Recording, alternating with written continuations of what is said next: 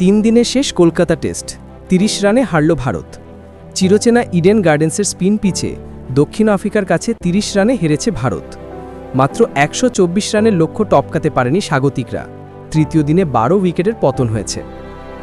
দ্বিতীয় ইনিংসে 93 রানে গুটিয়ে গিয়ে পরাজিত হয়েছে ভারত। ফলে সিরিজে 1-0-তে এগিয়ে গেছে প্রোটিয়ারা।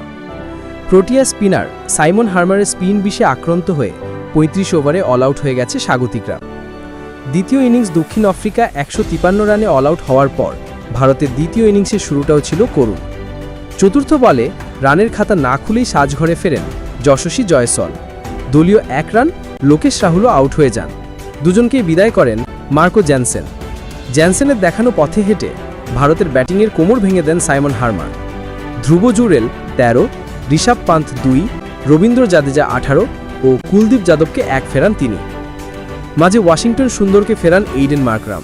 তিনি সর্বোচ্চ রান করেন ভারতের হয়ে। অক্ষর প্যাটেল 26 ও মোহাম্মদ সিরাজকে শূন্যতে পরপর 2 বলে ফিরিয়ে দলের জয় নিশ্চিত করেন কেশব মহারাজ। ঘাড়ের চোটে দ্বিতীয় ইনিংসে ব্যাটিং করতে নামেননি অধিনায়ক শুভমান গিল, যা কাল হয়ে দাঁড়ালো ভারতের জন্য। সাইমন হার্মার এই ইনিংসে সর্বোচ্চ 4 উইকেট পেয়েছেন। জোড়া উইকেট পেয়েছেন মার্কো জ্যানসেন ও কেশব মহারাজ। একটি উইকেট এইডেন মার্করামের ঝুলিতে। সিরিজের দ্বিতীয় ও শেষ টেস্ট আগামী 22 নভেম্বর থেকে শুরু হবে গুয়াহাটিতে।